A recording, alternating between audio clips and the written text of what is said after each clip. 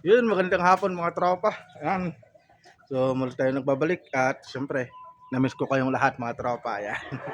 Ang tagal natin hindi nakapag-upload.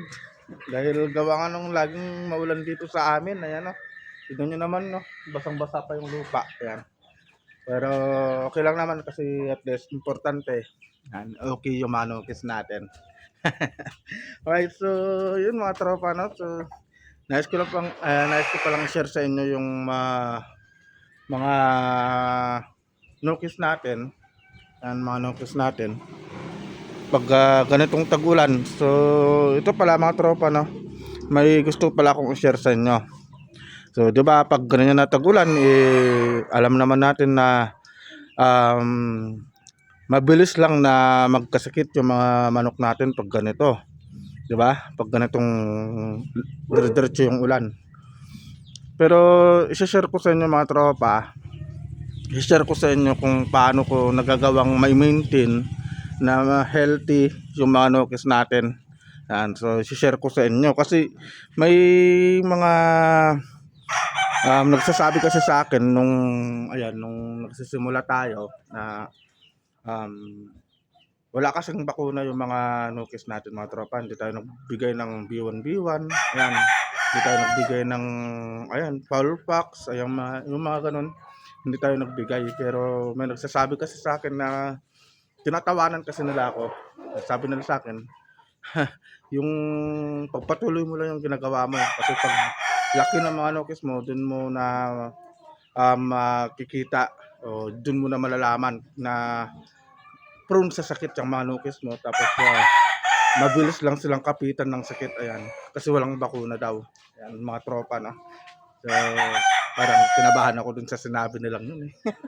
Pero syempre bilang isang breeder, sabi ko, ba, depende yun sa nag-aalaga. Ayan, di ba? Depende sa nag-aalaga. At depende rin sa binibigay natin mga tropa, no. So yun. So makikita nyo ngayon mga tropa, papakita ko yung mga nokes natin. Ayan. Yung mga nokes natin, walang bakuna yung mayan. Pero tingnan nyo naman mga tropa, halos isang buwan na ulan dito sa amin. Pero tingnan nyo, napakatibay nila. Ayan, napakatibay nila. Ayan, wala man lang isa sa kanila yung parang kasipon. Wala sa kanila yung parang nagbubula yung mata, ganyan. Wala mga tropa. Ayan, healthy yung mga nokes natin kahit na dire-diretso yung ulan dito sa amin. So paano nga ba mga tropa? Yan, so yan ang gusto kong i-share sa inyo. Yan ang gusto kong i-share sa inyo mga tropa. So magsimula kasi sa bata, pagkabata pa lang, pag sisiw pa lang yung mga nokes ko mga tropa. Ayan. Gusto kong i-share sa inyo para magkaroon kayo ng idea. So bata pa lang yung mga nokes natin,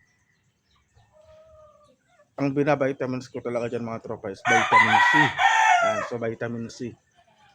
So ano nga ba yung vitamin C na binibigay ko sa mga nokes ko pag ganyan na sisiw pa lang?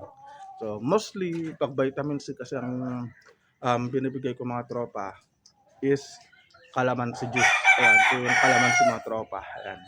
Natalakay ko na ito nung mga previous vlog ko. At yun nga, tinatawanan nga nila ako. Pero sabi ko, wala namang problema. Tawanan lang nila ako pero itutuloy ko pa rin itong ginagawa ko. At yun nga, tinuloy ko mga tropa. At ito yung resulta. So, vitamin C.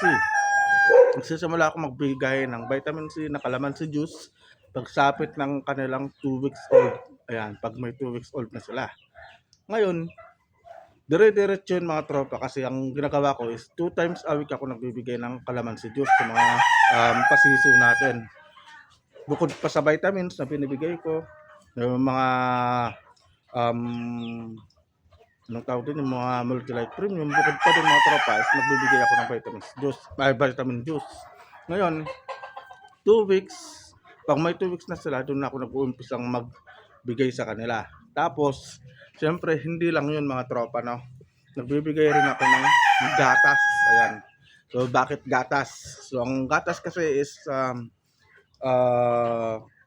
yun kasi yung pinaka magandang ibigay para sa calcium. Ayan. Source of calcium. Ayan. Source of calcium. Yung gatas para sa ganun is matibay yung mga buto ng mga nukes natin. Ayan. So yung kalamansi naman is habang bata pa sila, binuboost na natin yung kanilang immune system, binuboost na natin yung lakas ng kanilang resistensya. Nang sa ganun, ay pag ganitong malalaki na sila, hindi na sila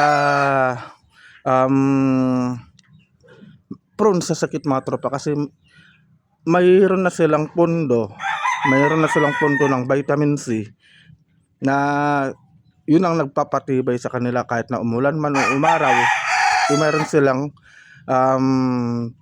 parang pinakapundo o sandigan ng kanilang resistensya. Nang sa ganun kahit na malakas man ng ulan o dire-diretso, may panlaban sila, matitibay sila. Yan. So sa mga tumatawa sa akin,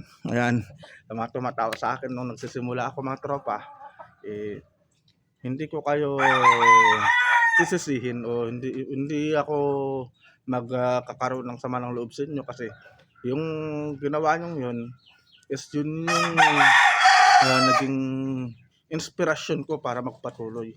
So imbis na magkaroon ako ng sama ng loob sa inyo, lubos po ako nagpapasalamat sa inyo dahil binigyan nyo ako ng inspirasyon para magpatuloy, para pagpatuloy ko itong ginagawa ko at nang makita nyo na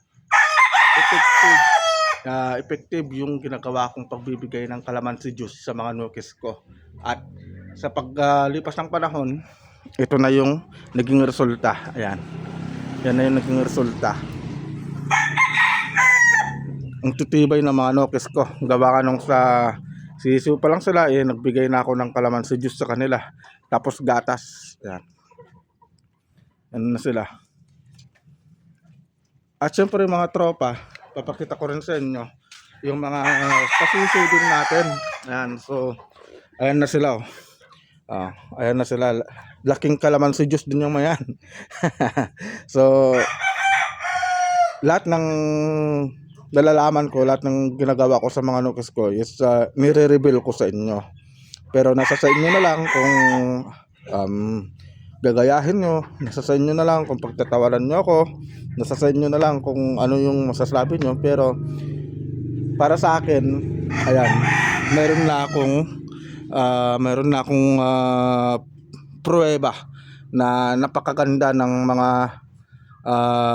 binibigay ko sa mga nukes ko na source ng vitamins nila, katulad ng vitamin C, calcium, ayan, vitamin B12, ayan, iron, ano pa ba yung source ng mga vitamins na binibigay ko? Iron, tapos meron din tayo ng